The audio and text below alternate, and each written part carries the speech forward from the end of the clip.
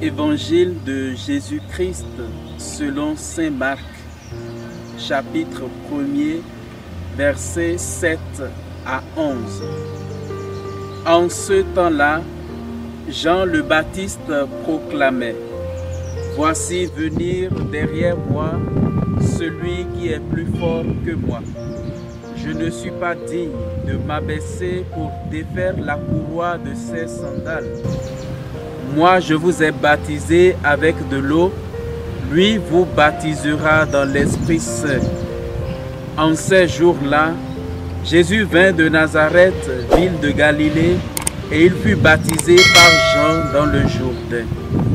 Et aussitôt, en remontant de l'eau, il vit les cieux se déchirer et l'Esprit descendre sur lui comme une colombe. Il eut une voix venant des cieux: « Tu es mon Fils bien-aimé, en toi je trouve ma joie. » Acclamons la parole de Dieu.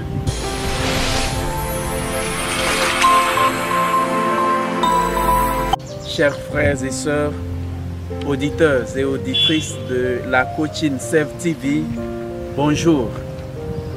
Aujourd'hui, 10 janvier 2021, nous voudrions, avant de vous proposer notre petite méditation de l'Évangile qui est lue par l'Église universelle aujourd'hui où nous célébrons le baptême du Seigneur, faire un clin d'œil spécial et particulier à nos frères et sœurs des religions endogènes.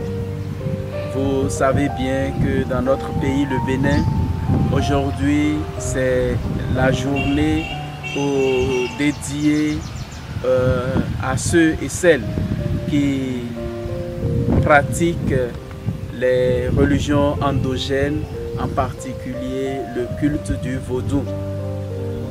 À chacun d'eux, nous souhaitons une bonne fête nationale.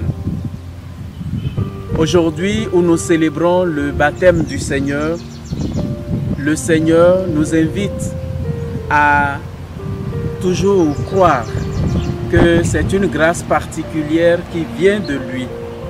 C'est lui, en effet, qui nous donne de célébrer dans la joie cet événement unique et inouï. Dieu accepte que son Fils soit baptisé, mais pour quelle raison? Premièrement, nous voyons dans le baptême de Jésus la manifestation de la révélation de son identité. Jésus veut se faire connaître, Dieu veut faire connaître son Fils. Et voilà pourquoi, au baptême de son Fils, il révèle qui il est. Celui-ci est mon Fils bien-aimé, en qui je trouve toute ma joie. Deuxièmement, par le baptême de Jésus, chacun de nous, sinon que par le baptême de Jésus, l'humilité du Christ se fait plus manifeste. En effet, Jésus est Dieu. Il est Fils de Dieu. Jean est homme, descendant des hommes. Et Jésus est sans péché. Au contraire, Jean est pécheur. Et Jésus, qui est sans péché, se laisse baptiser par un pécheur.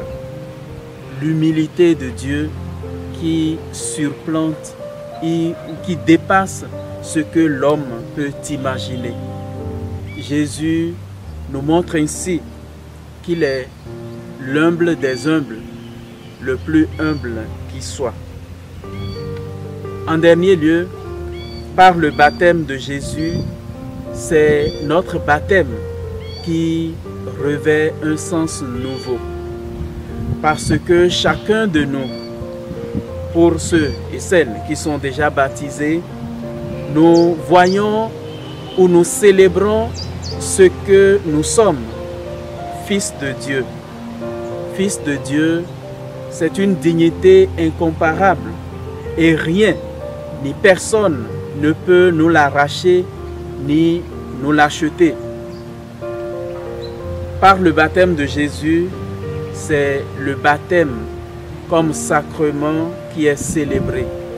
Les eaux du Jourdain sont sanctifiées et désormais, tous ceux et celles qui recevront l'eau sur leur tête ou sur leur front, au nom du Père et du Fils et du Saint-Esprit, porteront désormais une marque indélébile. Et c'est cette marque qui fait de nous des fils et filles de Dieu. Chaque chrétien aujourd'hui doit être fier de ce que le Seigneur a fait de lui, fils et fille de Dieu. Chaque chrétien et chrétienne doit être fier de ce que Dieu a voulu l'introduire dans son amour unique. Chaque chrétien et chrétienne doit être fier de ce que la marque de Dieu est déposée sur lui. Bien-aimé, aujourd'hui, Dieu te fait confiance et veut que tu retournes aux sources de ton baptême pour lui rendre grâce de ce qu'il a fait de toi, un fils, une fille unique.